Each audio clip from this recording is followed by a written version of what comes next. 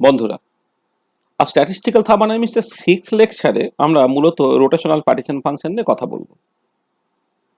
আগে যে লেকচারগুলো আমরা দিয়েছি অর্থাৎ লাস্ট যে 5টা লেকচারে, সেখানে আমরা আলটিমেটলি এটা দেখেছিলাম যে যদি কোনো একটা পার্টিকুলার থার্মোডাইনামিক সিস্টেমে পার্টিশন ফাংশনটা আমরা জানি, তাহলে সেই পার্টিশন ফাংশন থেকে সমস্ত থার্মোডাইনামিক প্রপার্টি বের করতে পারা যায়। এবার সেই পার্টিশন ফাংশনটা আমাদের বের করতে হবে। থার্মোডাইনামিক পার্টিশন ফাংশন কোনো একটা মলিকুলের সঙ্গে অ্যাসোসিয়েটেড, যেটা অর্থাৎ মলিকুলার পার্টিশন ফাংশন, সেটাকে বের করতে গিয়ে আমরা এটা বলেছিলাম যে কোনো একটা পার্টিকুলার মলিকুলের ক্ষেত্রে বিভিন্ন রকমের মোশনস আছে, যেমন তার translational motion, rotational motion, vibrational motion, electronic motion, nuclear motion ইত্যাদি ইত্যাদি। সেই মোশনসগুলোকে আমরা ইন্ডিপেন্ডেন্ট ইচ আদার এভাবে অ্যাপ্রক্সিমেট করতে পারি, যেটা বেসিক্যালি বর্ন ওপেনহেইমার অ্যাপ্রক্সিমেশন।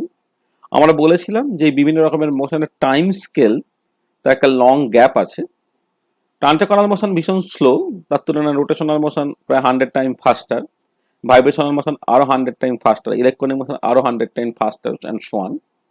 সেই জন্য এই প্রত্যেকটা মোশনসকে ডিকাপল বা ইন্ডিপেন্ডেন্ট ধরে নেওয়া যায়। আর যদি ইন্ডিপেন্ডেন্ট বা ডিকাপল আমি ধরে নিতে পারি, তাহলে মলিকুলার পার্টিশন ফাংশনটাকে যে ইন্ডিভিজুয়াল মোশনের সঙ্গে যে অ্যাসোসিয়েটেড পার্টিশন ফাংশন, তাদের প্রোডাক্ট হিসেবে লিখতে পারা যায়। অর্থাৎ মলিকুলার পার্টিশন ফাংশনটাকে আমরা লিখতে পারবো translational partition function into rotational partition function into vibrational partition function and so on. Last লেকচারে আমরা মূলত ট্রান্সেকনাল পার্টিশন ফাংশন নিয়ে কথা বলেছিলাম। পার্টিকেল ইন এ বক্স এটাকে মডেল ধরে নিয়ে আমরা ট্রান্সেকনাল পার্টিশন ফাংশন বের করেছিলাম।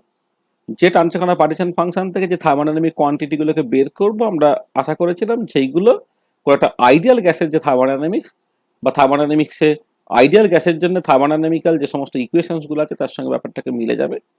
এটাকে করতে কি সামান্য প্রবলেম হয়েছিল।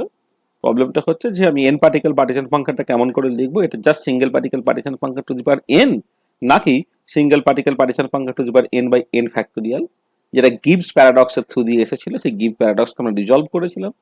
আমরা দেখিয়েছিলাম যে যদি পার্টিকেলগুলো আইডেন্টিক্যাল অ্যান্ড ডিস্টিংগুইশেবল হয় এবং নন ইন্টারঅ্যাক্টিং হয়, তাহলে এন পার্টিকেল পার্টিশন ফাংশন যে single particle partition function to the power N.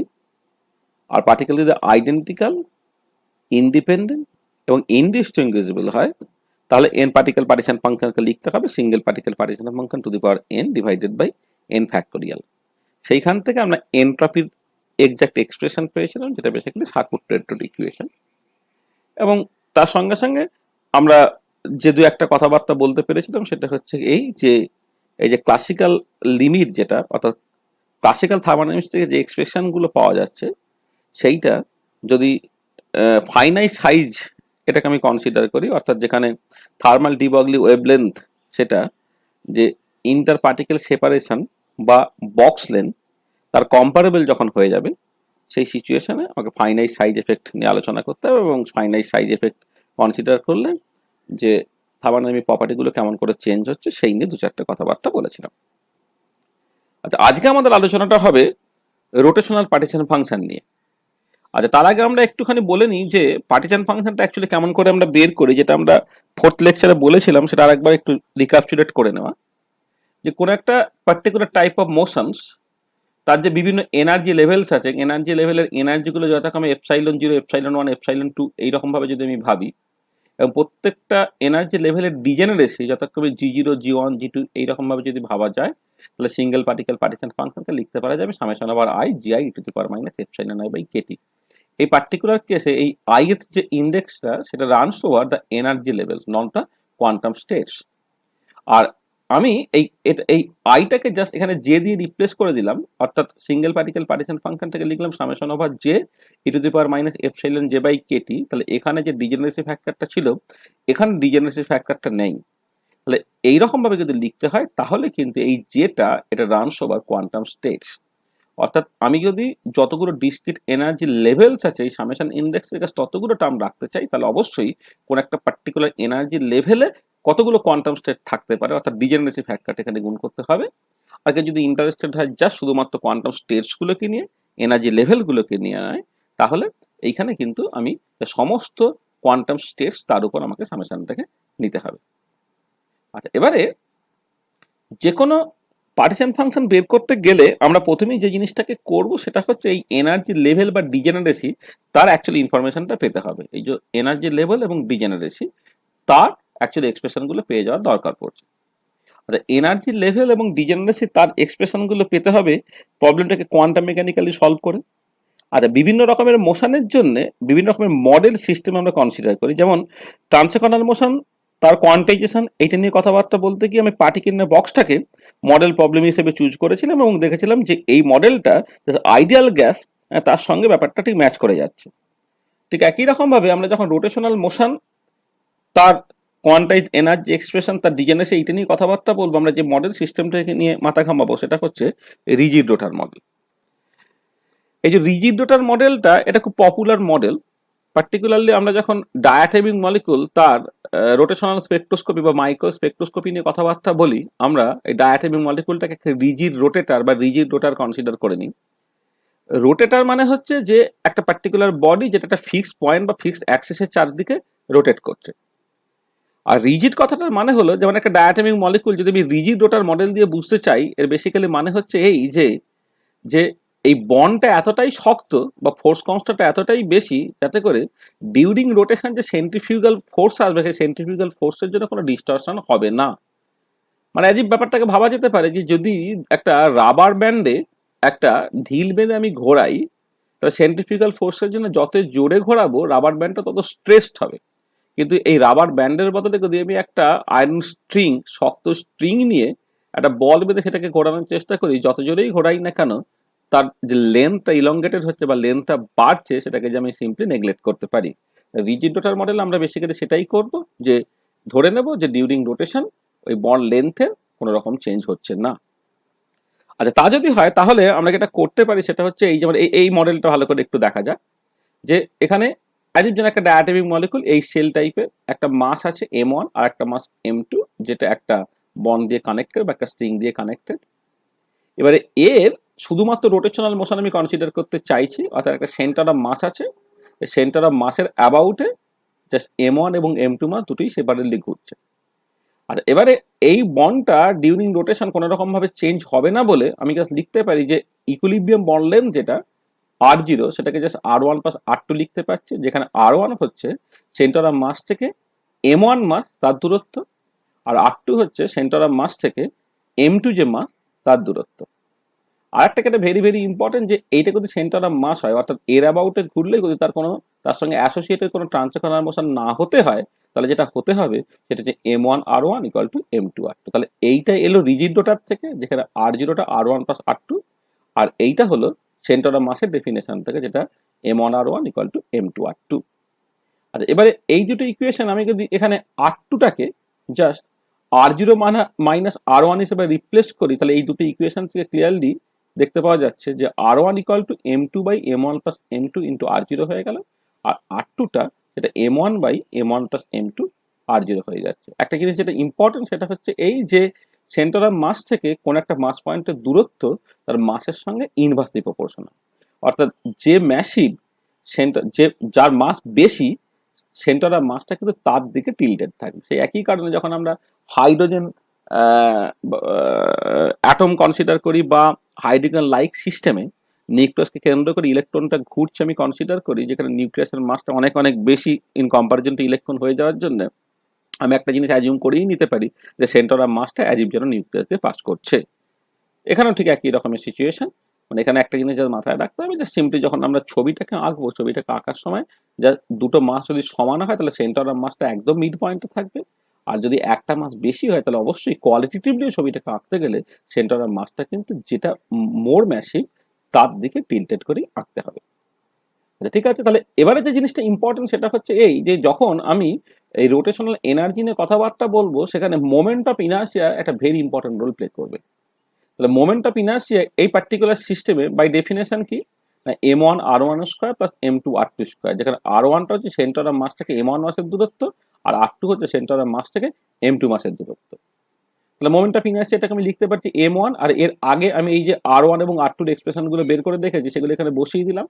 তাহলে M1 into M2 by M1 plus M2 into R0 তার square plus M2 into M1 by M1 plus M2 R0 তার square. এবার এটাকে simplify করলে পরিষ্কার দেখতে পাওয়া যাচ্ছে moment of inertia I equal to M1 M2 by M1 plus M2 into R0 square. এবার M1 M2 by M1 plus M2, এটাকে বলা হচ্ছে রিডিউস মাস। ওই রিডিউস মাসটাকে মিউ দিয়ে এক্সপ্রেস করা হয়। তাহলে মোমেন্ট অফ ইনার্সিয়াটাকে আমি লিখতে পারছি mu into r u square. তার মানে রিজিড রোটার মডেলে যেটা দেখতে পাওয়া গেল যে যদিও এই পার্টিকুলার কেসে আমরা দুটো মাস পয়েন্ট নিয়ে কথা বলছি, তাহলে এফেক্টিভলি অ্যাজিভ যেন একটা মাস পয়েন্ট এটা কনভার্টেড হয়ে যাচ্ছে, অর্থাৎ টু পার্টিকেল প্রবলেমটাকে আমরা একটা এফেক্টিভ ওয়ান পার্টিকেল প্রবলেমে রিপ্লেস করতে পারবো। আচ্ছা, এবার আমাদের যেটা দরকার যে আমাদের এই quantise energy expression for the rigid rotor সেটা বের করতে হবে। কোয়ান্টাইজ এনার্জি এক্সপ্রেশন বের করার জন্য আমাদের যেটা প্রথমেই লিখতে হবে সেটা হচ্ছে যে টাইম ইন্ডিপেন্ডেন্ট শ্রোডিঞ্জার ইকুয়েশনটা আমরা লিখবো এই রিজিড রোটার প্রবলেমের জন্য। আর এই টাইম যে ইন্ডিপেন্ডেন্ট শ্রোডিঞ্জার ইকুয়েশনটা লেখা বা তার ডিটেল যে বা এক্সাক্ট এক্সপ্রেশন যেটা, সেটার জন্য আমরা কোয়ান্টাম মেকানিক্সের ক্লাসে যেখানে রিজিড রোটার প্রবলেম আলোচনা করব সেখানে এটা নিয়ে খুব ডিটেল আলোচনা করবো। এখানে জাস্ট ফর কমপ্লিটনেস আমরা যেটা বলছি যে টাইম ইন্ডিপেন্ডেন্ট শ্রোডিঞ্জার ইকুয়েশনটা হচ্ছে এইচ সাই ইকুয়াল টু ই সাই টাইপের দেখতে। এই পার্টিকুলার আমি সাই না লিখে ওয়াই লিখছি, কারণ আমরা দেখবো যে রিজিড রোটার প্রবলেমের ক্ষেত্রে কনভেনশনালি ওয়েভ ফাংশনটাকে ওয়াই দিয়ে এক্সপ্রেস করা হয়, যে ওয়াইটাকে বলা হবে স্ফেরিক্যাল হারমোনিক। সেটা আমি পরে আসছি। তাহলে H Y equal to E Y, সেটা হচ্ছে টাইম ইন্ডিপেন্ডেন্ট শ্রোডিঞ্জার ইকুয়েশন। আর এবারে এই রিজিড রোটার প্রবলেমের ক্ষেত্রে এই যে হ্যামিল্টনিয়ান অপারেটর বা টোটাল এনার্জি অপারেটর, সেখানে কাইনেটিক এনার্জি পার্ট এবং পোটেনশিয়াল এনার্জি পার্ট থাকার কথা, কিন্তু রিজিড রোটার প্রবলেমে কোনো পোটেনশিয়াল এনার্জি নেই, পুরোটাই কাইনেটিক এনার্জি। এবং এই কাইনেটিক এনার্জিটা হচ্ছে রোটেশনাল কাইনেটিক এনার্জি, যে রোটেশনাল কাইনেটিক এনার্জিটাকে L square by twice I হিসেবে লিখতে পাওয়া যায়। লিনিয়ার মোশন বা ট্রান্সলেশনাল কাইনেটিক এনার্জিকে আমি লিখতে পারি P square by twice M, আর অ্যাঙ্গুলার মোশন বা রোটেশনাল মোশনের জন্য কাইনেটিক এনার্জিকে লিখতে পারা যায় L square by twice I, অর্থাৎ linear momentum P is being replaced by the angular momentum L and the mass M is being replaced by the moment of inertia I. তাহলে L square by twice I into Y equal to E into Y. এবারে L square এই যে অপারেটরটা, সেই L square অপারেটরটাকে just এই twice I পার্টটা বাদ দিয়ে বাকি যে পার্টটা সেটা হচ্ছে স্ফেরিক্যাল পোলার কোঅর্ডিনেট সিস্টেমে এল স্কোয়ার অপারেটরের এক্সপ্রেশন, অর্থাৎ যেটা দাঁড়ালো যে স্ফেরিক্যাল পোলার কোঅর্ডিনেট সিস্টেমে টাইম ইন্ডিপেন্ডেন্ট শ্রোডিঞ্জার ইকুয়েশনটার ফর্মটা এরকম দেখতে, minus H cross square by twice I, 1 by sine theta del del theta sine theta del del theta plus 1 by sine square theta del 2 by del phi square. আর এইখানে যে wave ফাংশনটা সেটা হলে থিটা এবং ফাই এর function Y theta phi equal to E into Y theta phi. এখানে একটা জিনিস ইম্পর্টেন্ট, সেটা হচ্ছে যে এমনিতে স্ফেরিক্যাল পোলার কোঅর্ডিনেট সিস্টেমে যদি আমি হ্যামিল্টনিয়ানটাকে লিখতে চাই বা ল্যাবলিশিয়ান অপারেটরকে লিখতে চাই, তাহলে একটা আর ডিপেন্ডেন্ট পার্ট থাকা উচিত ছিল, কিন্তু রিজিড রোটার প্রবলেমের ক্ষেত্রে যেহেতু আর কনস্ট্যান্ট, সেই জন্য এখানে কোনো আর ডিপেন্ডেন্সি থাকবে না, পুরোটাই হবে থিটা ফাই ডিপেন্ডেন্সি। আর এখানে একটা কথা বলি যে আমরা যখন পার্টিকেলের বক্স প্রবলেম করি তখন প্রবলেমটাকে ইউজুয়ালি কার্টিজিয়ান কোঅর্ডিনেট সিস্টেমে করার চেষ্টা করি, কিন্তু এই পার্টিকুলার কেসে কার্টিজিয়ান কোঅর্ডিনেট সিস্টেমে প্রবলেমটাকে করলে হবে না। কারণ আমরা দেখবো যে যখন মাল্টিভেরিয়েবল ফাংশন মানে ইকুয়েশনটা শ্রোডিঞ্জার ইকুয়েশনটায় যখন অনেকগুলো ইন্ডিপেন্ডেন্ট ভেরিয়েবলস থাকে, সে এক্স ওয়াই জেড বা আর থিটা ফাই ইত্যাদি ইত্যাদি, সেই প্রবলেমগুলোকে তখনই সলভ করা যাবে যখন সেপারেশন অফ ভেরিয়েবল টেকনিকে এই ইকুয়েশনটাকে আমি কতগুলো ইকুয়েশনে ভেঙে নিতে পারবো, যেখানে প্রত্যেকটা ইকুয়েশন আলাদা আলাদা করে মাত্র একটা করে ভেরিয়েবলের উপরে ডিপেন্ড করবে। যেমন এই পার্টিকুলার কেসে এই ইকুয়েশনটাকে আমি যদি সেপারেশন অফ ভেরিয়েবল টেকনিকে সলভ করতে চাই, তাহলে সেপারেশন অফ ভেরিয়েবল করার সময় এই ইকুয়েশনটাকে দুটো ইকুয়েশনে ভেঙে নিতে হবে, একটা শুধুমাত্র থিটার উপর ডিপেন্ড করবে, আর একটা শুধুমাত্র ফাইয়ের উপর ডিপেন্ড করবে। কার্টিজিয়ান কোঅর্ডিনেট সিস্টেমে করলে যেটা গন্ডগোল সেটা হচ্ছে যে কার্টিজিয়ান কোঅর্ডিনেট সিস্টেমে দুটো প্রবলেম হতে পারে। এক হচ্ছে যে আইদার ওটাকে আমি সেপারেশন অফ ভেরিয়েবল টেকনিক আলাদা করতে পারবো না, এক নম্বর। দু নম্বর যেটা হতে পারে যে আমি কোনো প্রপার বাউন্ডারি কন্ডিশন পাবো না, যেমন মানে প্রপার বাউন্ডারি কন্ডিশনটা দরকার এক্সাক্ট সলিউশনটাকে পাওয়ার জন্য। কারণ একটা ডিফারেন্সিয়াল ইকুয়েশনে কিছু কনস্ট্যান্ট অফ ইন্টিগ্রেশন অ্যাপিয়ার করবে, সেই কনস্ট্যান্ট অফ ইন্টিগ্রেশনের ভ্যালুগুলোকে বের করতে গেলে আমাকে একটা বাউন্ডারি কন্ডিশনকে ব্যবহার করতে হবে। তাহলে যেটা ইম্পর্টেন্ট যে এই দুটো জিনিস মাথায় রাখতে হবে যে কোন একটা পার্টিকুলার ইকুয়েশন যখন আমি সলভ করবো, যে ইকুয়েশনটা মোর দেন ওয়ান ভেরিয়েবল থেকে যাবে, সেখানে ওটাকে either separation of variable technique আমার আলাদা করতে শিখতে হবে, অথবা যেটা ইম্পর্টেন্ট যে প্রপার বাউন্ডারি কন্ডিশনটা আমাদের থাকতে হবে। এই পার্টিকুলার কেসে আমরা দেখবো অ্যাকচুয়ালি প্রপার বাউন্ডারি কন্ডিশন থাকছে না বলে প্রবলেমটা হয়, কিন্তু পোলার কোঅর্ডিনেট সিস্টেমে করলে প্রপার বাউন্ডারি কন্ডিশনও পাওয়া যাবে এবং পোলার কোঅর্ডিনেট সিস্টেম এই প্রবলেমটাকে এক্স্যাক্টলি সলভও করতে পারা যায়। সেই সলিউশনটা নিয়ে আমরা ডিটেলে কথাবার্তা বলছি না, এটা আমরা কোয়ান্টাম মেকানিক্সে যখন রিজিড রোটার প্রবলেম আলোচনা করবো তখন তাদের সলিউশন নিয়ে ডিটেল কথাবার্তা বলবো। আচ্ছা, সলিউশনটা করলে যেটা দাঁড়ায় সেটা হচ্ছে এই যে আমি এনার্জি আইগেন ভ্যালুসগুলোকে পাই এবং ওয়েভ ফাংশনসগুলোকে পাই। ওয়েভ ফাংশন নিয়ে আমাদের অত বেশি আলোচনা করতে হবে না, তবু আমরা দু চারটে কথাবার্তা পরের স্লাইডে বলছি। যেটা আমাদের পার্টিশন ফাংশন বের করার জন্য যেটা ইম্পর্টেন্ট সেটা হচ্ছে এনার্জি আইগেন ভ্যালুস গুলো বা এনার্জি এক্সপ্রেশন গুলো। আচ্ছা, এনার্জি এক্সপ্রেশন ইজে যেটা বেরোয় L square by twice I, মানে যেটা সোললি রোটেশনাল কাইনেটিক এনার্জি, যেটা J into J plus one H cross square by twice I. আমরা জানি এল স্কোয়ারটা হচ্ছে J into J plus H cross square, তাহলে করসপন্ডিং রোটেশনাল কাইনেটিক এনার্জিটা হয়ে যাবে J into J plus one H cross square by twice I. এবার H কসের জায়গায় যদি এইচ ওভার টু পাই বসিয়ে দিই, তাহলে যেটা দাঁড়ালো J into J plus one H square by eight pi square mu R square, যেখানে জে যেটা হচ্ছে রোটেশনাল কোয়ান্টাম নাম্বার, যে রোটেশনাল কোয়ান্টাম নাম্বার ভ্যালুটা 0 থেকে স্টার্ট হয়, 0 1 2 3 4 ডট ডট ডট ডট। এবারে এই যে এনার্জি এক্সপ্রেশনটা, সেই এনার্জি এক্সপ্রেশনটা আমরা ইউজুয়ালি জুল ইউনিটে এক্সপ্রেস করি। এবারে স্পেকট্রোস্কোপিতে অনেক সুবিধা পাওয়া যায় যদি ওই এনার্জি এক্সপ্রেশনটাকে জুল ইউনিটে এক্সপ্রেস না করে আমি কিন্তু সেন্টিমিটার ইনভার্স ইউনিটে এক্সপ্রেস করি। সেন্টিমিটার ইনভার্স ইউনিটে এক্সপ্রেস করতে গেলে আমাকে যেটা করতে হবে সেটা হচ্ছে জুল ইউনিটের যে এনার্জি এক্সপ্রেশন তাকে এইচসি দিয়ে ভাগ করতে হবে। তাহলে এই যে এক্সপ্রেশনটা তাকে এইচসি দিয়ে ভাগ করলে যেটা দাঁড়ালো সেটা হচ্ছে J into J plus H by eight pi square mu R square C. এখানে এই J into J plus one বাদ দিয়ে বাকি যে পার্টটা অর্থাৎ H over eight pi square mu R square C, সেটাকে যেটা একটা কনস্ট্যান্ট বি দিয়ে রিপ্লেস করা হচ্ছে। এই বিটাকে বলা হয় রোটেশনাল কনস্ট্যান্ট। তার মানে খুব সিম্পল যে এক্সপ্রেশনটা বেরোলো in the unit of centimetre inverse, সেটা হচ্ছে B J into J plus one. আর যদি আমি জুল ইউনিটকে করতে চাই তাহলে যেটা করবো এর সঙ্গে আমি একটা এইচসি গুণ করে দেবো। আচ্ছা, এবার ওয়েভ ফাংশন নিয়ে যদি কথাবার্তা বলি, সেটা হচ্ছে রিজিড রোটার প্রবলেমের জন্য যে করসপন্ডিং ওয়েভ ফাংশন বা আইগেন ফাংশন সেগুলো হচ্ছে ওয়াই, যে ওয়াইটা জাস্ট থিটা ফাই এর ফাংশন, এবং এখানে দুটো কোয়ান্টাম নাম্বার ডিপেন্ডেন্স থাকে, একটা জে আর একটা হচ্ছে এম। যেটা ইম্পর্টেন্ট এই যে ওয়াই থিটা ফাই যেটা, এটাকে বলে স্ফেরিক্যাল হারমোনিক্স। স্ফেরিক্যাল হারমোনিক্স গুলো হচ্ছে simultaneous eigen function of L square and L Z operator. আচ্ছা, ওয়াইটা L square eigen function with the eigen value J into J plus H cross square, এবং ওয়াইটা L Z এর eigen function with the eigen value M into H cross. এখানে একটা জিনিস মাথায় রাখতে হবে যে কোনো একটা গিভেন জে এর জন্য অ্যালাউড ভ্যালুজ অফ এম হচ্ছে plus J to minus J with unit interval. অর্থাৎ যদি আমার জে এর ভ্যালু 0 হয় তাহলে এম এর ভ্যালু 0, যদি জে এর ভ্যালু 1 হয় তাহলে এম এর ভ্যালু প্লাস 1 0 মাইনাস 1, যদি জে এর ভ্যালু 3 হয় তাহলে এম এর value plus 2 plus 1 0 minus 1 minus 2 and so on. তার মানে এটা দাঁড়াচ্ছে যে কোন একটা গিভেন জেতে এম এর যে টোটাল অ্যালাউড ভ্যালু যে সংখ্যাটা হচ্ছে 2j প্লাস 1। আচ্ছা, এবারে একটা ইম্পর্টেন্ট পয়েন্ট যেটা সেটা হচ্ছে এই যে আমরা দেখতে পাচ্ছি এনার্জিটা কিন্তু কোনো রকম ভাবে এম এর উপর ডিপেন্ড করছে না, শুধুমাত্র জে এর উপর ডিপেন্ড করছে। আর ওয়েভ ফাংশনটা সেটা জে এবং এম এর উপর ডিপেন্ড করছে। তার মানে এটা দাঁড়ালো যে কোন একটা গিভেন জে যদি বলে দিই তাহলে এনার্জিটা ফিক্সড হয়ে গেল, কিন্তু ওই গিভেন জেতে যতগুলো পসিবল এম থাকতে পারে ততগুলো লিনিয়ার ইন্ডিপেন্ডেন্ট ওয়েভ ফাংশন থাকতে পারে। তার মানে কি দাঁড়াচ্ছে যে কোন একটা গিভেন এনার্জি তাতে যে ডিজেনারেসিটা সেটা বেসিক্যালি হয়ে যাবে হচ্ছে 2j প্লাস 1। অর্থাৎ আমরা যে ফিক্স করে দিলাম এনার্জি ফিক্সড হলো, কিন্তু ওই গিভেন যেতে যেহেতু 2j প্লাস 1টা পসিবল ভ্যালুজ অফ এম থাকতে পারে, অর্থাৎ 2j প্লাস 1টা possible linearly independent functions, different linearly independent functions থাকতে পারে হ্যাভিং দ্য সেম এনার্জি, অর্থাৎ ডিগ্রি অফ ডিজেনারেসিটা হয়ে গেল 2j প্লাস 1। এটা কেয়ারফুলি একটু খেয়াল রাখতে হবে। তার মানে এটা দাঁড়াচ্ছে যে আমি যখন পার্টিশন ফাংশনটা লিখতে চাইবো, পার্টিশন ফাংশনটা লেখার সময় আমার এনার্জি আইগেন ভ্যালুসটা দরকার ছিল এবং ডিজেনারেসিটা দরকার ছিল। এই রিজিড রোটার প্রবলেমটাকে মডেল হিসেবে ধরে নিয়ে আমি এনার্জি এক্সপ্রেশন পেয়ে গেলাম, যে এনার্জি এক্সপ্রেশনটা আমি এখন জাস্ট এক্সপ্রেস করতে পারি B H C J into J plus 1, আর ডিজেনারেসিটা সেটা হচ্ছে 2j প্লাস 1। আর এবার যদি আমি রোটেশনাল পার্টিশন ফাংশনটাকে লিখতে চাই, খুব সিম্পল, তাহলে J rotational equal to summation over J equal to 0 to infinity G J E to the power minus epsilon J by KT.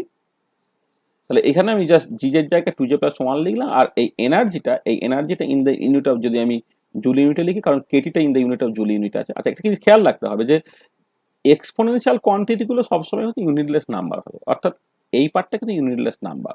তাহলে কেটিটাকে যদি আমি জুল ইউনিটে নিই তাহলে এপসাইলন যেটা জুল ইউনিটে হবে, কেটি যদি আর্গ ইউনিটে নিই তাহলে এপসাইলন যেটাকে আর্গ ইউনিটে নিতে হবে, অ্যান্ড সো অন, আর কি, যাতে করে এই পুরো জিনিসটা একটা ইউনিটলেস হয়ে যায়।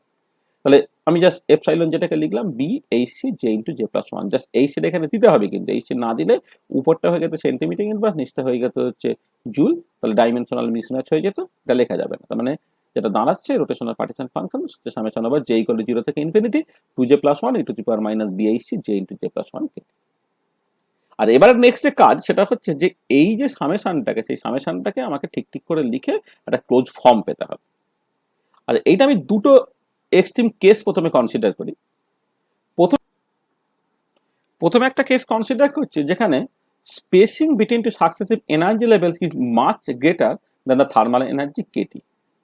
আমরা জানি রোটেশনাল এনার্জি কোয়ান্টাইজ, এবার দুটো পাশাপাশি রোটেশনাল লেভেলের মধ্যে যে এনার্জি গ্যাপ, সেই এনার্জি গ্যাপটা বিএইচসি এই অর্ডারে। আমি যেহেতু এনার্জি এক্সপ্রেশনটা পেলাম BHC J into J plus one, এবার জে এর কোন একটা ইনিশিয়াল ভ্যালু থেকে কোন একটা ফাইনাল ভ্যালু থেকে যদি আমি যাই, একটা নিউমেরিক্যাল ফ্যাক্টর বাদ দিলে যেটা পড়ে থাকবে সেটা হচ্ছে বিএইচসি, অর্থাৎ spacing between two successive rotational level, এটা হচ্ছে বিএইচসির সঙ্গে প্রপোর্শনাল। আর এবারে যদি আমি বলি যে spacing between two successive energy levels is much greater than the thermal energy KT, অর্থাৎ BHC is much greater than KT, অর্থাৎ BHC by KT is much greater than one. আর এবারে বিএইচসি বাই কেটি যদি much greater than one হয়, তাহলে এই যে rotational partition function এই যে সিরিজটা আছে, এটা যদি আমি এক্সপান্ড করি, তাহলে প্রথম টার্মটা সার্টেনলি ওয়ান এলো, কারণ প্রথম টার্মটাতে জে ইকুয়াল টু আমি জিরো বসাবো, জে ইকুয়াল টু জিরো বসালে ইটু to power zero equal to যেহেতু ওয়ান হয়ে যাচ্ছে, আর এখানে জে এর ভ্যালু জিরো বসালে জাস্ট ওয়ান বের, এটা ওয়ান হলো। তারপরেরটা জে এর ভ্যালু ওয়ান যখন বসাচ্ছি, এটা হলো থ্রি, এটা E to to power minus two BHC by KT, এখানে জে এর ভ্যালু যদি আমি ওয়ান বসাই তাহলে one into one plus one অর্থাৎ টু হয়ে যাচ্ছে। সিমিলারলি থার্ড টার্মটা five into E to to power minus six BHC by KT, তারপরের টার্মটা seven into to the power minus twelve BHC by KT. আচ্ছা, এবারে বিএইচসি বাই কেটি যদি একের থেকে খুব বড় হয়, তাহলে এক্সপোনেনশিয়াল পার্টটা সেটা আস্তে আস্তে আস্তে আস্তে ছোট হতে থাকছে, অর্থাৎ সেটা দাঁড়াবে যে এই যে আমি অ্যাকচুয়ালি ইন প্রিন্সিপাল এই সামেশনের মধ্যে ইনফাইনাইট টার্মস থাকতে পারতো, কিন্তু এই টার্মগুলো এটার থেকে এটা ছোট, এটা আরো ছোট, এটা আরো ছোট, এভাবে হতে হতে হতে কতগুলো ফাইনাইট টার্মস এর পরেই দেখা যাবে যে অ্যাডিশনাল টার্মগুলো কন্ট্রিবিউশন হচ্ছে নেগলিজিবলি স্মল। ওই জন্য আমি সেফলি এই সিরিজটাকে কতগুলো ফাইনাইট টার্মস এর পরে ট্রাঙ্কেট করতে পারি এবং সেইখান থেকে একটা close form of the rotational partition function পেয়ে যেতে পারি।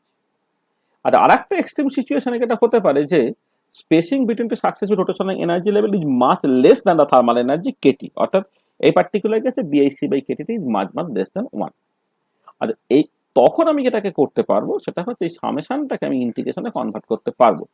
যেমন করে আমরা ট্রান্সফার পার্টিশন ফাংশন বের করার সময় বলেছিলাম যে দুটো ট্রান্সফার লেভেলের মধ্যে এনার্জি গ্যাপটা থার্মাল এনার্জি কেটে খুব খুব কম বলে আমি এনার্জি লেভেলগুলোকে কন্টিনিউয়াস ভাবতে পারি, তখন সামেশনটাকে আমি সেভলি ইন্টিগ্রেশনে কনভার্ট করতে পারছি। এখানে ঠিক একই রকম সিচুয়েশন, এক্সট্রিম কেস, যেখানে spacing between two successive rotation energy level much less than the thermal energy KT, যেখানে BHC by KT is much less than one, তখন এই সামেশনটাকে আমি জাস্ট ইন্টিগ্রেশনে কনভার্ট করলাম। আর ইন্টিগ্রেশনে কনভার্ট করলে যেটা দাঁড়াচ্ছে, এই যে ডিসক্রিট যে নাম্বারগুলো ছিল জে, সেগুলোকে কন্টিনিউয়াস ভেরিয়েবল এক্স এ কনভার্টেড হয়ে যাচ্ছে। তাহলে এই সামেশনটাকে আমি এই ইন্টিগ্রেশন ফর্মে দেখতে পারলাম। আর এবারে এই ইন্টিগ্রেশন একটা ক্লোজ ফর্ম পাওয়ার জন্য আমি এটা করলাম যে BHC X into X plus one by কেটিকে জেড ধরছি, তাহলে একটা ডেরিভেটিভ করে লিখলে two X plus one into DX, এটা KT by BHC into DZ. এবারে আমি এইখানে এক্সপ্রেশনটা বসালাম। আচ্ছা, এক্সপ্রেশনটা বসানোর সময় এটা কিন্তু মাথায় রাখতে হবে যে যেভাবে লেখা হয়েছে তাতে যদি এক্সটা জিরো হয় তখন জেডও জিরো, এক্স যদি ইনফিনিটি হয় জেডও ইনফিনিটি হবে।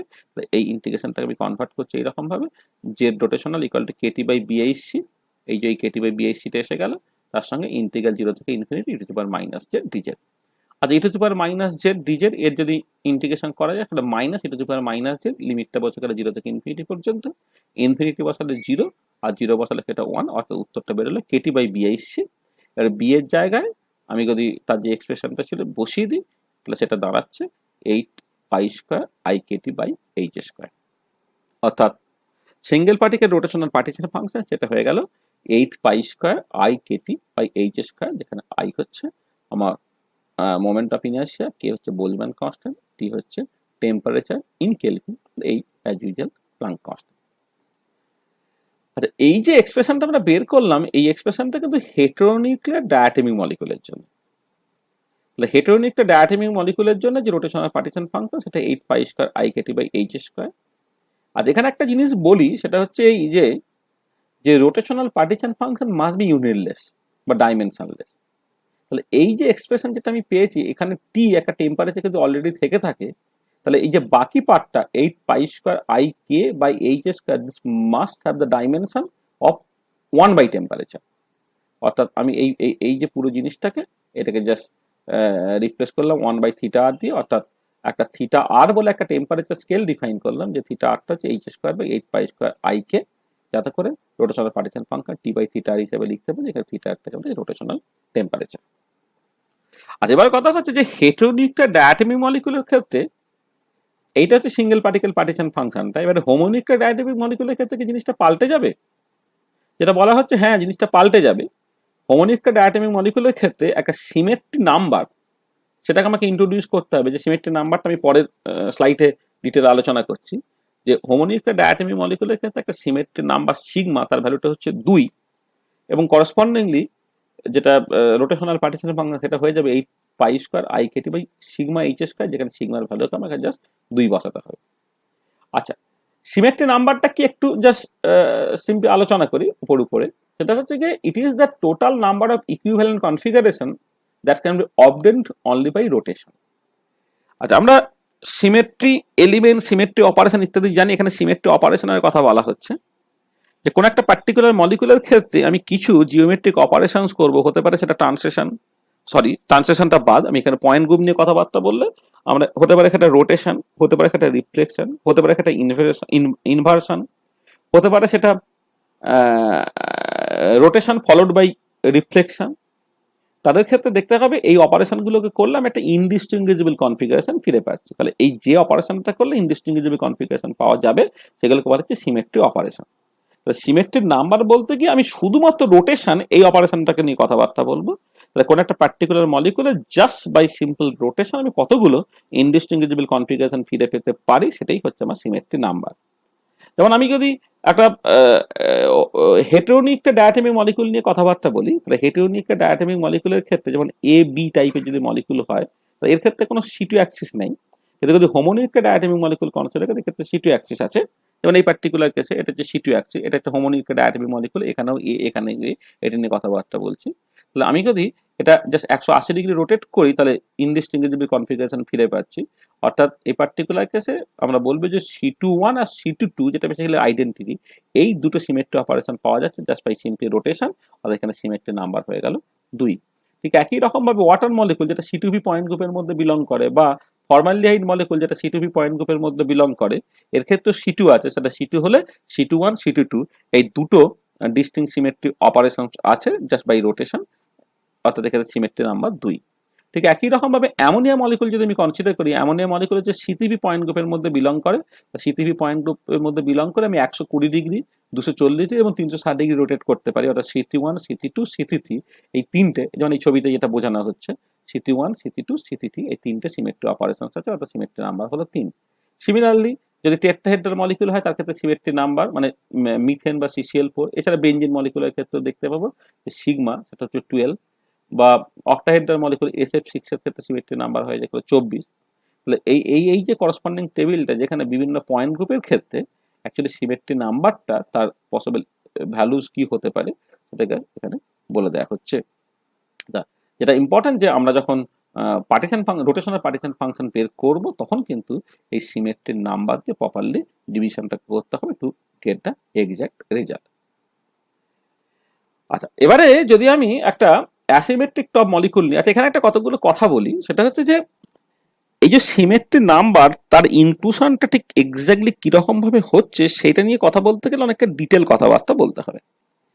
জাস্ট এইটুকু ভেবে নেওয়া দরকার যে যে যখন নাম্বার অফ ইনডিস্টিংগুইজেবল কনফিগারেশনস আমার এসে যাবে, বেড়ে যাবে, যেমন হেটেরোনিক ডায়াটমিক মলিকুলের থেকে হোমোনিক ডায়াটমিক মলিকুলের ক্ষেত্রে আমি যখন যাচ্ছি, বা যখন আমি আস্তে আস্তে ওয়াটার মলিকুল থেকে অ্যামোনিয়া মলিকুল, সেখান থেকে আমি যখন CH4 ইত্যাদি মলিকুলের ক্ষেত্রে যাচ্ছি, যে যেটা হচ্ছে যে মলিকুলগুলো অনেক বেশি সিমেট্রিক হচ্ছে। সিমেট্রিক হয়ে যাওয়ার জন্য আমরা দেখতে পাচ্ছি যে জাস্ট যেমন হোমোনিক ডায়াটমিক মলিকুলের ক্ষেত্রে আমি জাস্ট A1 A2 না A2 A1, যেটা বেসিক্যালি কিন্তু একই রেজাল্ট দেবে, এবং এইটা জাস্ট ইনকর্পোরেট করার জন্য একটা সিমেট্রি নাম্বারটা ঢোকানো হচ্ছে।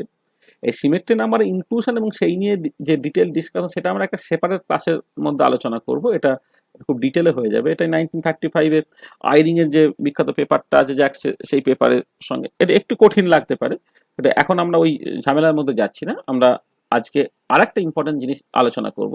তাহলে যেটা মাথায় রাখা সেটা হচ্ছে যে আমি যে partition function, rotational partition function এক্সপ্রেশনটাকে বের করেছি, যেটা 8 pi square I KT by H square, এটা কিন্তু হেটেরোনিক ডায়াটমিক মলিকুলের ক্ষেত্রেই সত্যি। হোমোনিক ডায়াটমিক মলিকুল হলে সেটা 8 pi square I KT by sigma H square হয়ে যাবে। এই সিগমাটা হচ্ছে সিমেট্রি নাম্বার। এবার হোমোনিক ডায়াটমিক মলিকুলের ক্ষেত্রে সিগমার ভ্যালুটা 2, আর অন্য রকমের মলিকুল হলে সিমেট্রি নাম্বারটা সেই মতো করে পাল্টে যাবে, যেটা এই টেবিলের মধ্যে বলে দেওয়া হচ্ছে। আচ্ছা, আর একটা জিনিস যেটা ভেরি ভেরি ইম্পর্টেন্ট, সেটা হচ্ছে এই যে আমরা যখন মোমেন্ট অফ ইনার্সিয়াটাকে বের করলাম, সেই মোমেন্ট অফ ইনার্সিয়াটা সেটা basically summation over I M I R I এর স্কোয়ার। অর্থাৎ যদি আমরা ধরে নিই যে কোনো একটা পার্টিকুলার বডি সেটা কতগুলো মাস পয়েন্টের কম্বিনেশন, তাহলে মোমেন্ট অফ ইনার্সিয়া ক্যালকুলেট করতে গেলে যেমন আমার মাস পয়েন্টগুলো লাগবে, তার সঙ্গে সঙ্গে এই অ্যাক্সিসটা ঠিক কোথা দিয়ে যাচ্ছে বা পয়েন্টটা যেটা আমি কনসিডার করি যার অ্যাবাউট রোটেট করছে সেই পয়েন্টটা কোথায়, তার উপরে কিন্তু ডিপেন্ডেন্সিটা থাকবে, কারণ সেটার উপরে নির্ভর করছে যে মাস পয়েন্টগুলো দূরত্ব অর্থাৎ আড়াইগুলো কত কত হচ্ছে। আর এবারে কথা হচ্ছে যে আমি যে অ্যাক্সিসটাকে চুজ করছি সেই অ্যাক্সিসটাকে যদি পাল্টে দিই, তাহলে সাডেনলি মোমেন্ট অফ ইনার্সিয়ার ভ্যালুটা পাল্টে যাবে। তাহলে সেই রকম করে আমরা দেখতে পেতে পারি যে কোন একটা পার্টিকুলার মলিকুলার ক্ষেত্রে তিনটে ইন্ডিপেন্ডেন্ট অ্যাক্সিস, যথাক্রমে ক্যাপিটাল এ, ক্যাপিটাল বি এবং ক্যাপিটাল সি, তিনটে ইন্ডিপেন্ডেন্ট অ্যাক্সিস থাকতে পারে অ্যাবাউট হুইচ আমি রোটেশনটাকে কনসিডার করতে পারি। এবার depending on the nature of the molecule, এই বিভিন্ন অ্যাক্সিস বরাবর রোটেশনের জন্য মোমেন্ট অফ ইনার্সিয়া এগুলোকে আলাদা আলাদা হতে পারে, যথাক্রমে I A, I B, I C ইত্যাদি হতে পারে। এবং সেই মতো করে রোটেশনাল কনস্ট্যান্টের ভ্যালুগুলো হচ্ছে বিভিন্ন বিভিন্ন হতে পারে। সেই মতো করে কোনো একটা পার্টিকুলার মলিকুলকে বিভিন্ন রকম ভাবে ভাগ করা যেতে পারে। যেমন linear top molecule, linear top মলিকুলের ক্ষেত্রে আমরা দেখতে পাবো যে যে মলিকুলার অ্যাক্সিস যেটাকে আমি এ অ্যাক্সিস বলি, যেটা প্রিন্সিপাল সিমেট্রি অ্যাক্সিস, সেই অ্যাক্সিস বরাবর রোটেশনের জন্য মোমেন্ট অফ ইনার্সিয়াটা জিরো, আর অন্য দুটো পারপেন্ডিকুলার অ্যাক্সিস বরাবর রোটেশনের জন্য মোমেন্ট অফ ইনার্সিয়া এগুলো সমান হয়ে যায়। অর্থাৎ এখানে রোটেশনাল কনস্ট্যান্ট এ এর কোনো মানে নেই, rotational constant B equal to C. ঠিক একই রকম করে আমি যদি সিমেট্রিক টপ মলিকুল আলোচনা করি, অ্যাসিমেট্রিক টপ মলিকুল আলোচনা করি, স্ফেরিক্যাল টপ মলিকুল আলোচনা করি, তার ক্ষেত্রে এই মোমেন্ট অফ ইনার্সিয়ার ভ্যালুগুলো বিভিন্ন বিভিন্ন হতে পারে। স্ফেরিক্যাল টপ মলিকুলের ক্ষেত্রে basically I A equal to I B equal to I C. আচ্ছা, সিমেট্রিক টপ মলিকুলের ক্ষেত্রে আমরা দেখতে পাবো যে অ্যাকচুয়ালি আই এটা যেটা সেইটা আলাদা আর আইবি ইকুয়াল টু আইসি হয়। এবার আই এটা কার ক্ষেত্রে বেশি, মানে বেসিক্যালি আইবি এবং আইসি এই দুটোর কনটেক্সটে আই এটা বেশি না কম, তার মতো করে যথাক্রমে অবলেট এবং প্রোলেট এরকম নাম আছে। আর অ্যাসিমেট্রিক টপ মলিকুলের ক্ষেত্রে I A not equal to IB not equal to IC, অর্থাৎ A not equal to B not equal to C. তাহলে এই যে টপিসিটি, এইটা নিয়ে যে আলোচনাটা, সেইটা আমরা মলিকুলার স্পেকট্রোস্কোপি মানে রোটেশনাল স্পেকট্রোস্কোপি নিয়ে যখন কথাবার্তা বলবো, মাইক্রো স্পেকট্রোস্কোপি নিয়ে কথাবার্তা বলবো, খুব ডিটেলে বলবো। এক্ষেত্রে যদি আমি অ্যাসিমেট্রিক টপ কোনো মলিকুল নিয়ে আলোচনা করি, তার ক্ষেত্রে রোটেশনাল পার্টিশন ফাংশনটা হবে root over pi over sigma the 8 pi square I A KT by H square to the power half. Similarly 8 pi square I B KT by H square to the power half, 8 pi square I C KT by H square to the power half. এখানে I A, I B, I C are the moment of inertia due to rotation along A axis, B Axis, C axis respectively. এই যে rotational function, rotational partition ফাংশনের এক্সপ্রেশনটা exactly কি রকম ভাবে এলো, এইটা নিয়ে আমরা ভবিষ্যতে খুব ডিটেলে আলোচনা করব। তাহলে আমরা হেটেরোনিউক্লিয়ার ডায়াটমিক মলিকুলের ক্ষেত্রে এক্স্যাক্টলি কোর্সে দেখালাম, হোমোনিউক্লিয়ার বা অন্য রকমের মলিকুলের ক্ষেত্রে আসলে সিমেট্রি নাম্বারটা সেই রকম করে চেঞ্জ হয়ে যাবে এবং চেঞ্জের সিমেট্রি নাম্বারের একটা ইম্পর্টেন্ট রোল আছে। তার সঙ্গে যেটা দরকার আমার এই যে moment of inertia I A, I B, I C তাদের করসপন্ডিং রোলটা আছে। আসলে যেটা ইম্পর্টেন্ট সেটা হচ্ছে এই যে যদি হেটেরোনিউক্লিয়ার থেকে আবার অন্যান্য মলিকুল আমি কনসিডার করি, একটা ইরেগুলার শেপের কোনো একটা পার্টিকুলার মলিকুল যদি কনসিডার করা হয়, তাহলে ওই এনার্জি এক্সপ্রেশন যেটা, সেই এনার্জি এক্সপ্রেশনটাও পাল্টে যায়। সেই মতো করে পার্টিশন ফাংশনে তার তো একটা এফেক্ট থাকবে। তাহলে এই এফেক্টগুলো খুব ডিটেলে আমরা এখানে আলোচনা করছি না, এটা আমরা অন্য একটা ক্লাসে খুব ডিটেল আলোচনা করবো। একটা স্ট্যান্ডার্ড টেক্সট বইকে যতটুকু থাকে আমরা সেইটুকু জাস্ট বলছি, পরে এটা এখানে ডিটেল আলোচনা হবে। আর একটা জিনিস যেটা নিয়ে আমাদের একটু ডিটেল আলোচনা করতে হবে সেটা হচ্ছে এই যে হাইড্রোজেন মলিকুল এমনিতে হোমোনিউক্লিয়ার ডায়াটমিক মলিকুল।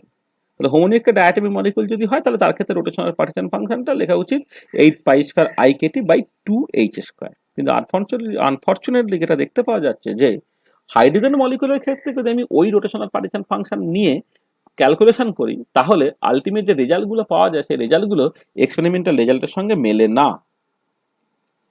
অ্যাকচুয়ালি হাইড্রোজেন মলিকুলের ক্ষেত্রে রোটেশনাল পার্টিশন ফাংশনের যে এক্সপ্রেশনটা, সেই এক্সপ্রেশনটা এরকম দেখতে হয়। সেটা হচ্ছে 3/4 into summation over J equal to 1 2 3 dot dot dot dot, সেখানে এই 2j + 1 e to the power minus BIC J into J plus 1 by KT হলো। আর একটা পার্ট হলো সেটা 1/4 summation over J equal to 0 to 4 থেকে infinity 2j + 1 e to the power minus BIC J into J plus 1 by KT. তাহলে এক্ষেত্রে এটা দেখতে পাওয়া যাচ্ছে যে একটা টার্ম না দুটো টার্ম থাকছে, আর সামেশনটা রেস্ট্রিক্টেড সাম, তার সঙ্গে এখানে 3/4 ফ্যাক্টর আছে, 1/4 ফ্যাক্টর আছে। এই যে পিকুলার টাইপের দেখতে রোটেশনাল পার্টিশন ফাংশন এক্সপ্রেশন, এটা কেন, এটা কিভাবে এলো, এইটুকু পার্ট জাস্ট আমরা একটু বুঝে নেওয়ার চেষ্টা করছি। আচ্ছা, বোঝার জন্য আমাকে প্রথমেই এই সিস্টেম অফ আইডেন্টিক্যাল পার্টিকেলস নিয়ে কথাবার্তা বলতে হবে। আমরা আইডেন্টিক্যাল পার্টিকেলস নিয়ে খুব ডিটেল কথাবার্তা যখন কোয়ান্টাম স্ট্যাটিস্টিক্যাল মেকানিক্স পড়বো বা ওদিকে মেনি ইলেকট্রন প্রবলেমের জন্য বা মেনলি মেনি ইলেকট্রন প্রবলেমের জন্য যখন কোয়ান্টাম মেকানিক্স করবো তখন খুব ডিটেল আলোচনা করবো। তাহলে আইডেন্টিক্যাল পার্টিকেলস মানে আমরা বলেছিলাম যে যে কতগুলো পার্টিকেল, যে পার্টিকেলে এক একটা পার্টিকেলের যে ইন্ট্রিনজিক প্রপার্টিস গুলো, তার মাস হতে পারে, তার চার্জ হতে পারে, তার কালার হতে পারে, সবগুলো যদি এক্স্যাক্টলি একই হয় তখন তারা হচ্ছে সিস্টেম অফ আইডেন্টিক্যাল পার্টিকেল। আচ্ছা, এবারে আমি ধরে নিচ্ছি একটা সিস্টেম অফ আইডেন্টিক্যাল পার্টিকেলস যেখানে পার্টিকেলগুলো কতগুলো জেনারেলাইজ কোঅর্ডিনেটে আছে, যেমন 1 নম্বর পার্টিকেল Q1 পজিশনে আছে, 2 নম্বর পার্টিকেল Q2 পজিশনে আছে, 3 নম্বর পার্টিকেল Q3 পজিশনে আছে, ith পার্টিকেল QI পজিশনে আছে, jth পার্টিকেল QJ পজিশনে আছে, ইত্যাদি ইত্যাদি। এখানে Q1 Q2 Q3 এগুলো সব generalize position coordinate. Generalize coordinate আমি বলবো সেখানে ওই স্পেস কোঅর্ডিনেট থাকতে পারে, সেটা স্পিন কোঅর্ডিনেটও থাকতে পারে। স্পেস কোঅর্ডিনেট মানে কার্টেসিয়ান কোঅর্ডিনেট সিস্টেম XYZ বা polar coordinate system r theta phi থাকতে পারে। আর স্পিন কোঅর্ডিনেট মানে পার্টিকুলার ইলেকট্রন বা প্রোটন ইত্যাদি কেসে জাস্ট এটা আপ স্পিন না ডাউন স্পিন, সেই সব জিনিসগুলো দরকার। আচ্ছা, এবারে আমি যদি এই সিস্টেমটার জন্য ওভারঅল ওয়েভ ফাংশনটাকে লিখি, তাহলে ওয়েভ ফাংশনটাকে লিখবো সাই ব্র্যাকেটে Q1 Q2 Q3 dot dot dot QI QJ dot dot dot. তাহলে এক্ষেত্রে এই যে Q1 Q2 Q3 এইগুলোকে লেখা, এর অর্ডারটা ইজ ভেরি ভেরি ইম্পর্টেন্ট। এইখান থেকে যেটা বুঝে নিতে হবে সেটা হচ্ছে যে 1 নম্বর পার্টিকেল Q1 পজিশনে, 2 নম্বর Q2 পজিশনে, 3 নম্বর Q3 পজিশনে, ith পার্টিকেল QI পজিশনে, jth পার্টিকেল QJ পজিশনে, এইরকম ভাবে সিচুয়েশনটা আছে। আচ্ছা, এবার আমরা একটা কাজ করছি, সেটা হচ্ছে এই যে ith পার্টিকেল এবং jth পার্টিকেলকে আমি ইন্টারচেঞ্জ করতে চাইছি, অর্থাৎ ith পার্টিকেলটাকে আমি QJ পজিশনে আর jth পার্টিকেল আমি QI পজিশনে রাখতে চাই। তাই রাখার জন্য যেটাকে করতে হবে সেটা হচ্ছে QI QJ তাদের পজিশনটা একটু পাল্টে গেল, অর্থাৎ QI এর জায়গায় QJ হয়ে গেল, QJ এর জায়গায় QI হয়ে গেল। তার মানে যদি এই এক্সচেঞ্জটাকে করে ফেলা হয় তাহলে যে নতুন ওয়েভ ফাংশনটা সেটা হচ্ছে সাই প্রাইম, যেটাকে আমি লিখবো Q1 Q2 Q3 dot dot dot QJ QI and so on. আর এবারে কোয়ান্টাম মেকানিক্স এই যে এক্সচেঞ্জটা, সেই এক্সচেঞ্জটা কেউ একজন করবে, কে করবে না, সেটাই হচ্ছে অপারেটর।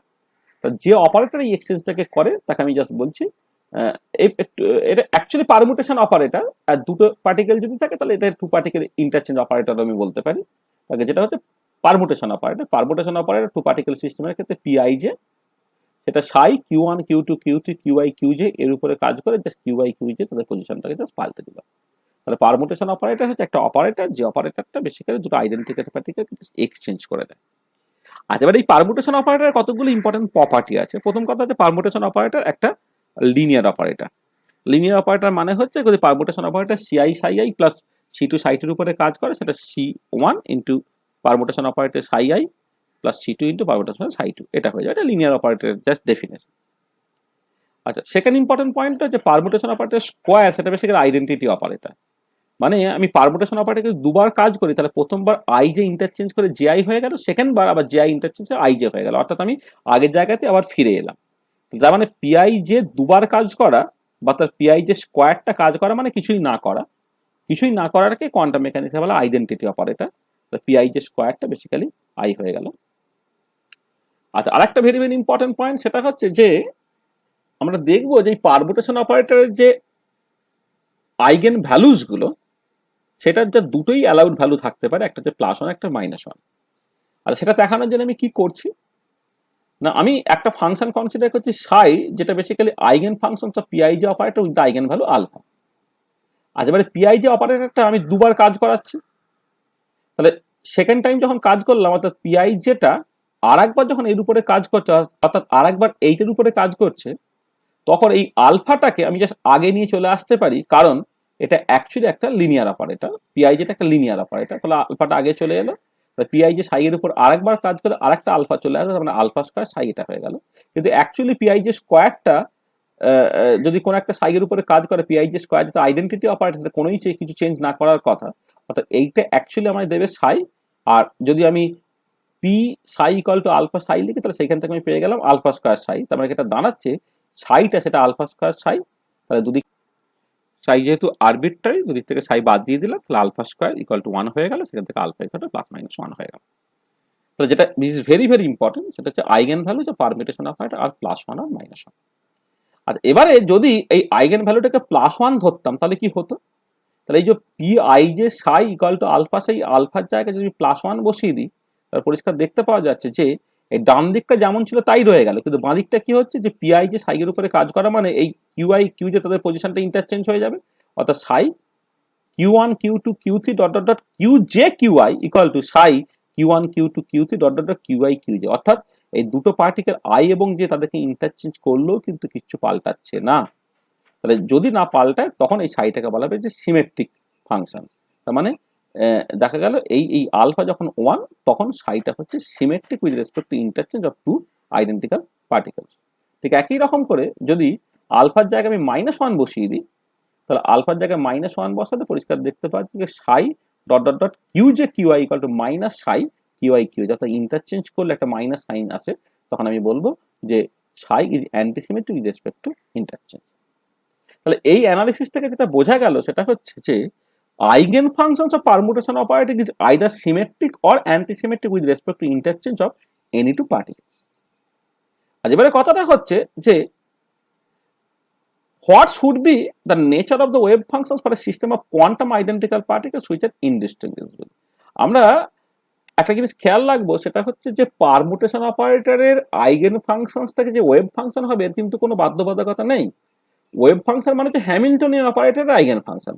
পারমুটেশন অপারেটরের ওয়েভ ফাংশনটা সিমেট্রিক বা অ্যান্টিসিমেট্রিক এই দুটোই জাস্ট হতে পারে। এটা ডাজ নট নেসেসারিলি মিন যে ওয়েভ ফাংশনটা শুধুমাত্র সিমেট্রিক বা অ্যান্টিসিমেট্রিকই হতে পারে। এই ওয়েভ ফাংশনটা সিমেট্রিক বা অ্যান্টিসিমেট্রিক হতে পারবে তখনই যখন সিস্টেমটা just consist of quantum identical particles which are indistinguishable. আমরা এই পার্টটা পরিষ্কারভাবে দেখতে চাইছি। সেটা হচ্ছে যে যদি আমি একটা system of quantum identical particles which are indistinguishable সেরকম নেই, তার ক্ষেত্রে হ্যামিল্টনিয়ানটা সার্টেনলি দুটো পার্টিকেল আই যে যারা আইডেন্টিক্যাল এবং ইন্ডিপেন্ডেন্ট সেই ইন্টারচেঞ্জ করলে পাল্টানোর কথা নয়। অর্থাৎ আমি জাস্ট লিখতে পারি H I J equal two H J I. তাহলে এটা জাস্ট বলে দিচ্ছে যে এটা কখন সত্যি না, যখন একটা system of quantum identical particles which are indistinguishable, অর্থাৎ হ্যামিল্টনিয়ানটা আই জে পাল্টালে মানে ইন্টারচেঞ্জ করলে পাল্টাবে না।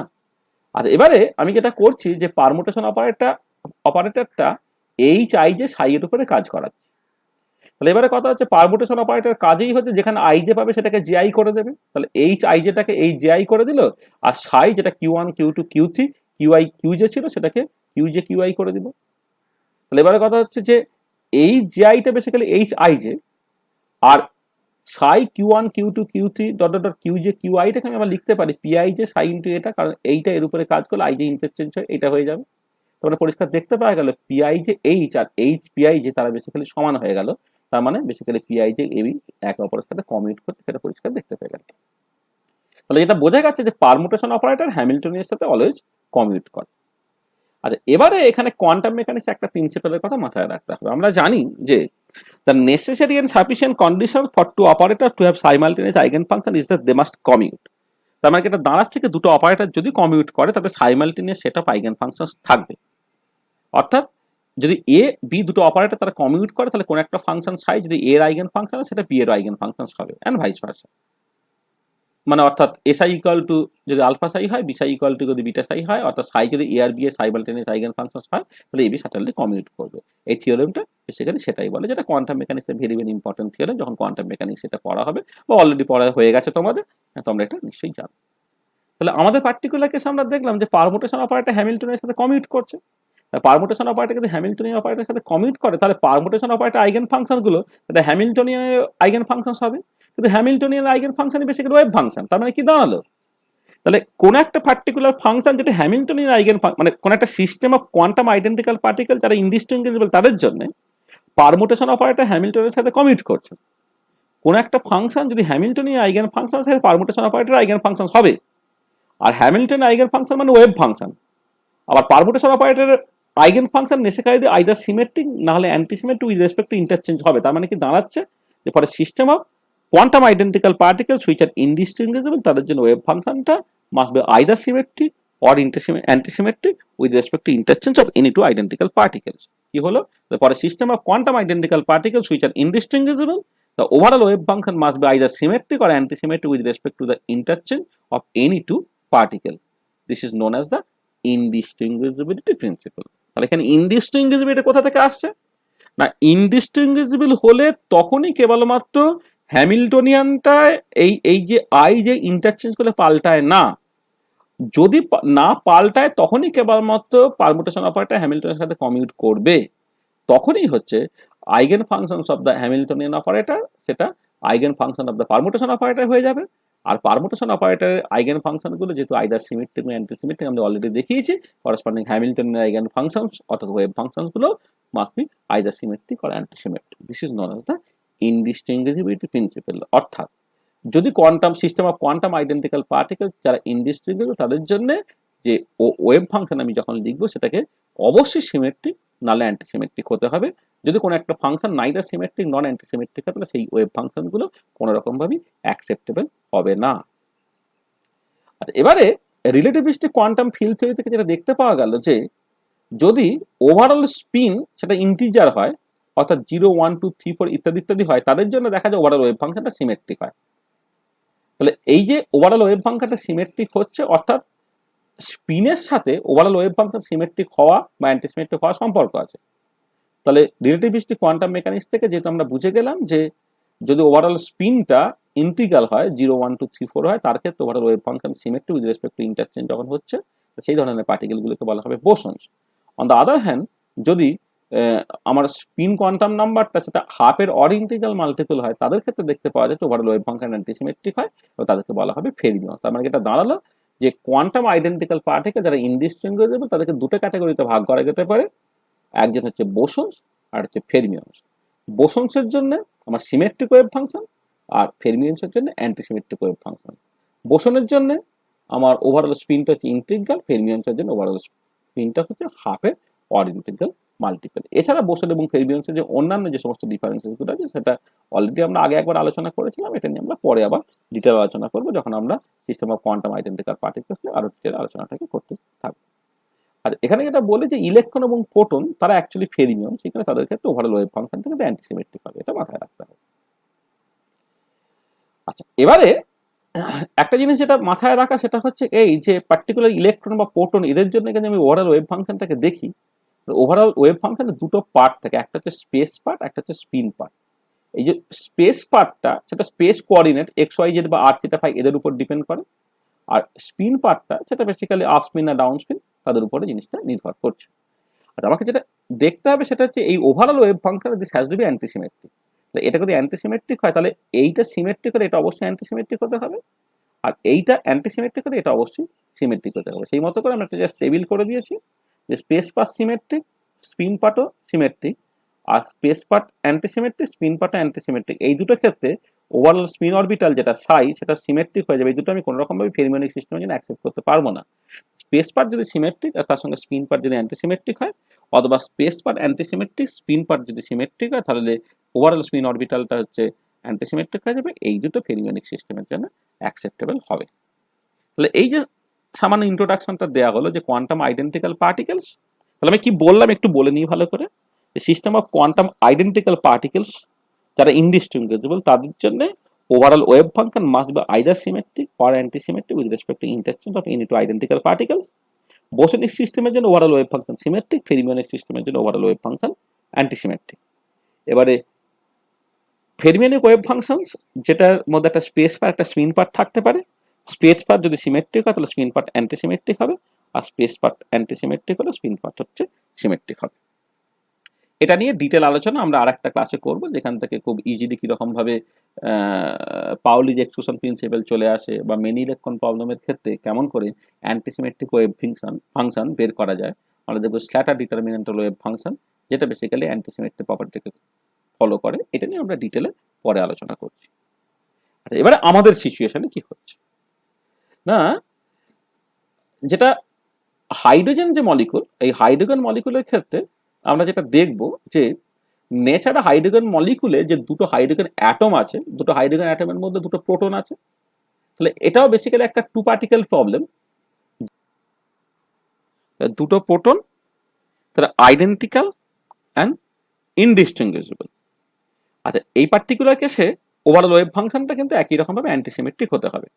আচ্ছা, এখানে যেটা হচ্ছে যে এখানে ওভারঅল ওয়েভ ফাংশনটাকে আমি নিউক্লিয়ার ওয়েভ ফাংশন এবং রোটেশনাল ওয়েভ ফাংশনের গুণফল হিসেবে লিখছি। তাহলে এই যে ওয়েভ ফাংশনটা, যেহেতু হাইড্রোজেন মলিকুল যেটা দুটো প্রোটনের কম্বিনেশন, দুটো নিউক্লিয়াসের কম্বিনেশন, দুটো নিউক্লিয়াসে বেসিক্যালি দুটো প্রোটন আছে, মানে তারপরে দুটো প্রোটনের কম্বিনেশন, তার মানে এটা একটা সিস্টেম অফ আইডেন্টিক্যাল পার্টিকেলস, এবং সেই আইডেন্টিক্যাল পার্টিকেল যে ফেরমিওনিক পার্টিকেলস, সেই জন্য overall wave function must B antisymmetric. তাহলে এই টোটাল ওয়েভ ফাংশনটা যদি নিউক্লিয়ার ওয়েভ ফাংশন এবং রোটেশনাল ওয়েভ ফাংশনের গুণফল হিসেবে লিখি, নিউক্লিয়ার ওয়েভ ফাংশন সিমেট্রিক হলে রোটেশনাল ওয়েভ ফাংশন অ্যান্টিসিমেট্রিক হতে হবে, আর নিউক্লিয়ার ওয়েভ ফাংশন অ্যান্টিসিমেট্রিক হলে রোটেশনাল ওয়েভ ফাংশনটা সিমেট্রিক হতে হবে। আচ্ছা, এবারে হাইড্রোজেন মলিকুলের ক্ষেত্রে যে দুটো নিউক্লিয়াস আছে, সেই দুটো নিউক্লিয়াস তারা দুজনেই একই দিকে তার স্পিন হতে পারে, অথবা তারা অ্যান্টি প্যারালাল হতে পারে। তাহলে প্যারালাল স্পিন যদি হয় তাহলে সেই হাইড্রোজেন মলিকুলকে বলা হয় অর্থো হাইড্রোজেন, আর অ্যান্টি প্যারালাল স্পিন হলে সেই হাইড্রোজেন মলিকুলকে বলা হবে হচ্ছে প্যারা হাইড্রোজেন।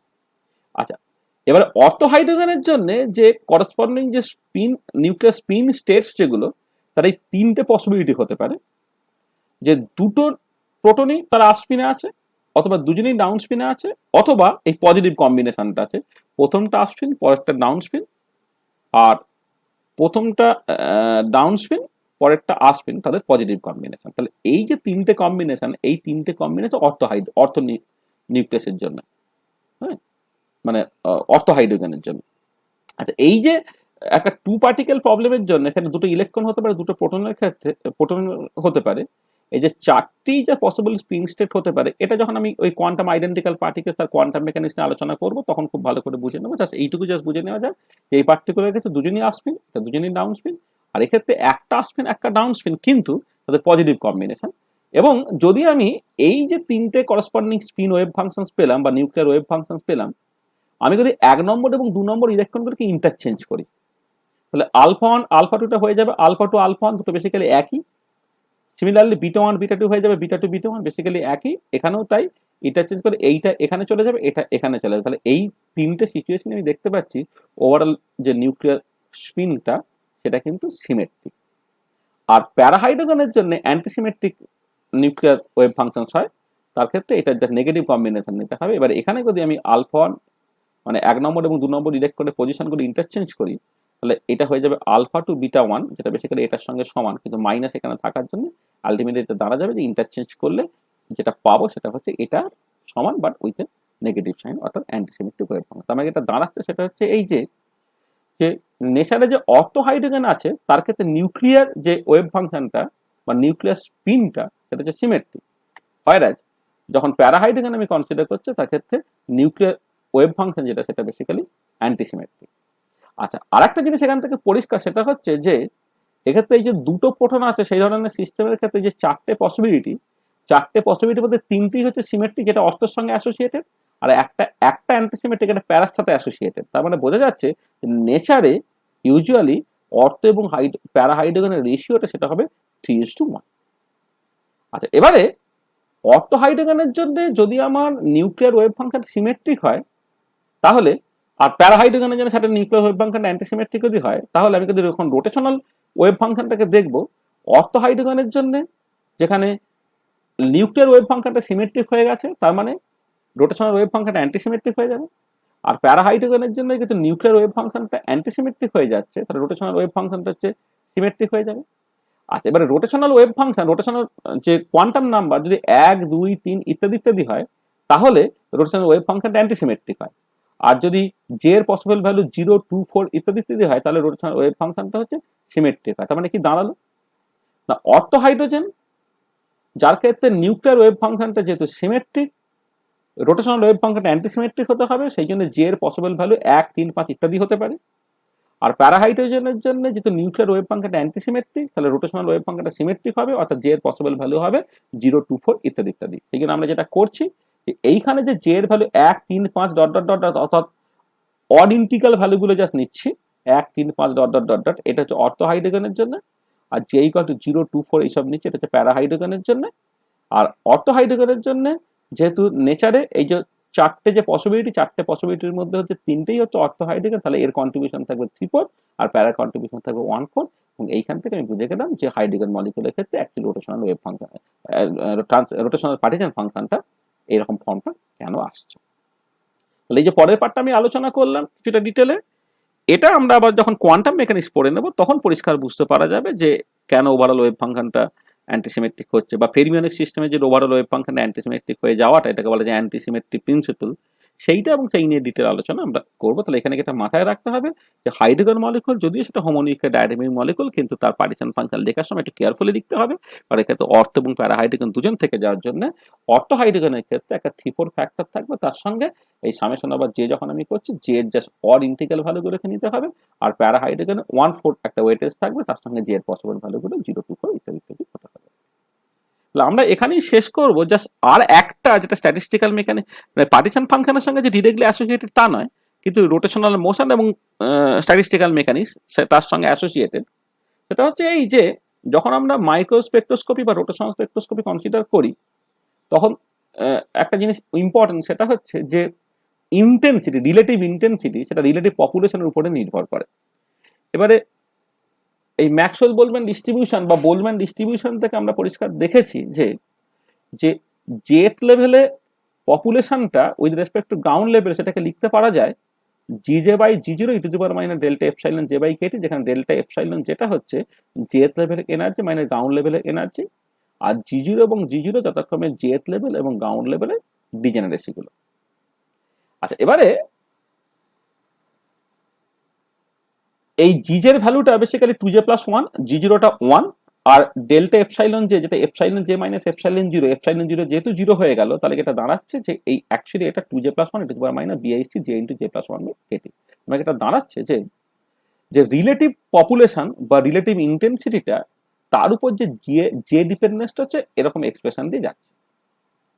আচ্ছা, এইখানে দুটো টার্মস আছে। এই যে প্রথম টার্মটা সার্টেনলি যে ভ্যালু বাড়ার সাথে সাথে বাড়ে, অর্থাৎ এই টার্মটা যদি না থাকতো তাহলে যে ভ্যালু বাড়লে করসপন্ডিং রিলেটিভ পপুলেশন বা রিলেটিভ ইন্টেন্সিটিটা বাড়তো, আর যখন এই টার্মটা ডমিনেট করতে আরম্ভ করবে এইটা কিন্তু যে ভ্যালু বাড়ার সাথে সাথে কিন্তু এক্সপোনেনশিয়ালি ডিকে করে। তার মানে কি দাঁড়াচ্ছে না, একটা লিনিয়ার পার্ট আর এক্সপোনেনশিয়াল পার্ট থাকলে যে ভ্যালু চেঞ্জ করলে প্রথমে যে ভ্যালু যখন কম থাকে তখন প্রথমে লিনিয়ার পার্টটা ডমিনেট করে, যেটা বলে দিচ্ছে যে ভ্যালু বাড়ার সাথে সাথে আই যেটা লিনিয়ারলি বাড়বে।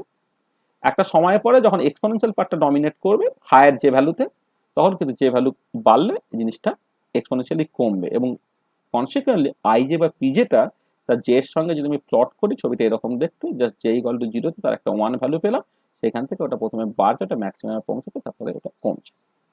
আর এবারে যেটা ইম্পর্টেন্ট যে কোন পার্টিকুলার যে ভ্যালু থেকে ট্রানজিশনের জন্য আমার ইন্টেন্সিটি ম্যাক্সিমাম হবে, সেটা বের করার রাস্তা হচ্ছে একটা পার্টিকুলার জে বের করে ফেলা, যে জে এর জন্য আই জে বা পি যেটা ম্যাক্সিমাম সেটাই আমার দেবে জে ম্যাক্স। এটাকে করার জন্য আমরা যেটা করবো আই জে বা পি জেটাকে আমি জে এর রেসপেক্টে ডেরিভেটিভ করবো, যদি ডেরিভেটিভ করে সেখান থেকে জে ম্যাক্স এর ভ্যালুটা পেয়ে root over of KT by 2bhc minus half. আর এখানে একটা জিনিস বলি, সেটা হচ্ছে এই যে ডেরিভেটিভটা করা সেটা ম্যাথামেটিক্যালি রিগোরাস হচ্ছে না। আমরা জানি ওয়াই যদি ফাংশন অফ এক্স হয় তাহলে ডেরিভেটিভটা তখনই সম্ভব যখন ওয়াই যে কন্টিনিউয়াস ফাংশন অফ এক্স। কিন্তু এই পার্টিকুলার কেসে পিজে বা আইজে তারা জে এর ফাংশন, এখানে জেও ডিসক্রিট কোয়ান্টিটি, পিজে বা আইজেও হচ্ছে ডিসক্রিট কোয়ান্টিটি। সেই জন্য এই যে জে ম্যাক্স এর ভ্যালুটা আমি পেয়েছি, সেই জে ম্যাক্স এর ভ্যালুটা কিন্তু এক্সাক্ট বেরোবে না। এক্সাক্ট বেরোবে না ইন দ্য সেন্স যে আমাকে এই যে জিনিসটা এটা নেসেসারিলি ইন্টিজার হবে সেরকম নয়। তাহলে আমাকে যদি ইন্টিজার মানে অ্যাকচুয়ালি জে ম্যাক্সটাকে পেতে হয় তাহলে যেটা করবো এই জিনিসটাকে ক্যালকুলেট করার পর যেটা হবে তার নিয়ারেস্ট ইন্টিজারটাকে নিতে হবে। অর্থাৎ যদি আমি দেখি যে এই উত্তরটা বেরোচ্ছে 7.3 তাহলে জে ম্যাক্সটা হবে 7, বা যদি দেখি এটা 7.8 বেরোচ্ছে তাহলে জে ম্যাক্সটা হবে হচ্ছে 8। অ্যাকচুয়ালি যেটা করা উচিত সেটা হচ্ছে এই যে এক্সপ্রেশন পাওয়া গেছে সেইখানে কোন একটা পার্টিকুলার মলিকুল যার জন্য বি ফিক্সড হয়ে গেছে, কোন একটা গিভেন টেম্পারেচার যার জন্য টি ফিক্সড হয়ে গেছে, এবারে জে এর ভ্যালু 0, 1, 2, 3, 4 ইত্যাদি বসাবো এবং তার মতো করে আইজে বা পিজেটাকে ক্যালকুলেট করবো। সেখান থেকে দেখে নিতে হবে কোন জে এর জন্য এই করসপন্ডিং ভ্যালুটা ম্যাক্সিমাম হচ্ছে, সেটাই হচ্ছে আমাকে জে ম্যাক্স দেবে। তাহলে এটা জাস্ট মানে মাইক্রোস্পেকট্রোস্কোপি, রোটেশনাল স্পেকট্রোস্কোপি ইন্টেন্সিটি ডিস্ট্রিবিউশন, সেখানে স্ট্যাটিস্টিক্যাল মেকানিক্সের রোল আছে বলে আমি এখানে এটা কমপ্লিট মানে বললাম। তবে এইটা নিয়ে যে ডিটেল আলোচনা বা এই যে জে এর ভ্যালু বসিয়ে এই জিনিসটাকে ক্যালকুলেট করে সেখান থেকে জে ম্যাক্স এর ভ্যালুটাকে জাস্ট প্রেডিক্ট করা, এগুলো আমরা এগুলো আমরা যখন রোটেশনাল বা মাইক্রো স্পেকট্রোস্কোপি পড়ব তখন খুব ডিটেলে আলোচনা করবো, সেখান থেকে আরো কিছু অ্যানালিসিস যেগুলো দরকার সেগুলোকে করবো। তাহলে আজকে আমরা কি পড়লাম না, আমরা প্রথমে রোটেশনাল পার্টিশন ফাংশন এক্সপ্রেশনটাকে ডিরাইভ করলাম।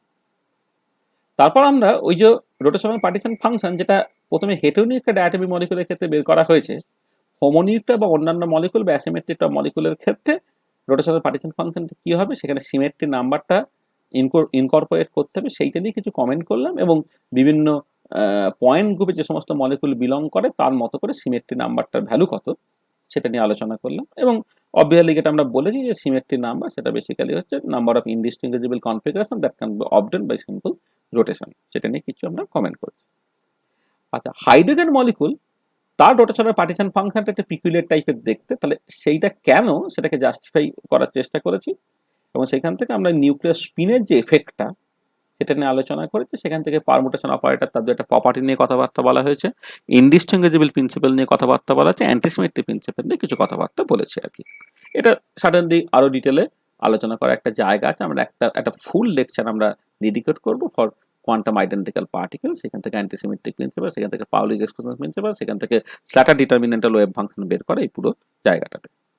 আর আমরা ফাইনালি যেটা করলাম সেটা হচ্ছে যে মাইক্রো বা রোটেশনাল স্পেকট্রোস্কোপি থেকে রিলেটিভ ইন্টেন্সিটি বা রিলেটিভ পপুলেশন, হ্যাঁ, সেইটা যে ভ্যালু বাড়ার সাথে সাথে কেমন করে বাড়ছে এবং কোন যেতে ওই ইন্টেন্সিটিটা ম্যাক্সিমাম হচ্ছে, যে ম্যাক্সের এক্সপ্রেশন বের করলাম যেটা রয়েছে root over of KT by two B H C minus half বেরোলো, এবং সেই সম্বন্ধে ফার্দার কি কমেন্ট করা যায় সেটা নিয়ে আলোচনা করবো।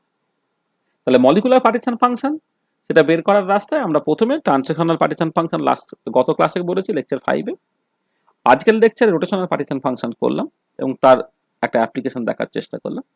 নেক্সট লেকচার আমরা যেটা করব সেটা হচ্ছে ভাইব্রেশনাল পার্টিশন ফাংশন নিয়ে কথাবার্তা বলবো এবং এই ভাইব্রেশনাল পার্টিশন ফাংশনটাকে কেমন করে ল্যাটিস হিট ক্যাপাসিটি এবং তার টেম্পারেচার ডিপেন্ডেন্স সেটাকে দেখানো যায় সেটা নিয়ে আমরা আলোচনা করব। তো আজকে এই পর্যন্ত থাক, নেক্সট ক্লাসে আমরা ভাইব্রেশনাল পার্টিশন ফাংশন এবং সেখান থেকে ল্যাটিস হিট ক্যাপাসিটি সেটা নিয়ে ফিরে আসছি। Thank you.